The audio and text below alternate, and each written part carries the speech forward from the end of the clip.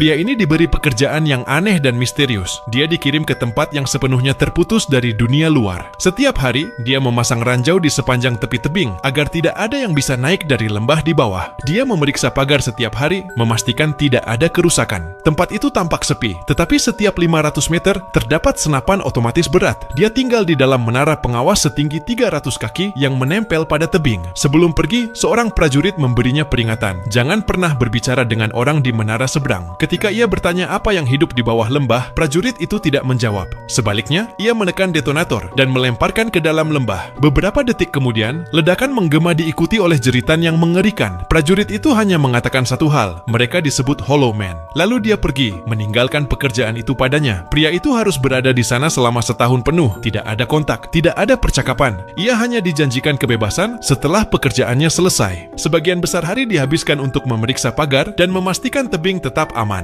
Namun suatu sore, ia melihat sesuatu yang aneh. Seorang wanita sedang memotong kayu di dekat menara seberang. Wanita itu sadar ada yang mengawasi dan berbalik melihat ke arahnya. Pada saat itu, ia teringat ucapan prajurit sebelumnya. Jangan pernah berbicara dengan mereka. Malam itu saat badai, dia melihatnya duduk di dekat jendela. Wanita itu juga melihatnya, lalu memadamkan lilin. 3 bulan berlalu, tiba-tiba sebuah tembakan terdengar. Wanita itu menembakkan pistolnya, lalu mengangkat papan, bertanya namanya. Pria itu mengambil sepotong kayu dan menulis jawaban, bahwa mereka dilarang berkomunikasi. Wanita itu tersenyum, lalu mengangkat papan lain. Namanya Drasa, dan hari itu hari ulang tahunnya. Pria itu mengangkat gelas dan bersulang untuknya. Untuk pertama kalinya, ia tidak merasa sendirian. Kemudian keduanya mulai berkomunikasi melalui isyarat. Namun tiba-tiba wanita itu menunjuk ke bawah, dan terlihat bayangan gelap merayap dari lembah. Untuk pertama kalinya dia melihat makhluk-makhluk itu dengan matanya sendiri. Dia segera meledakkan ranjau.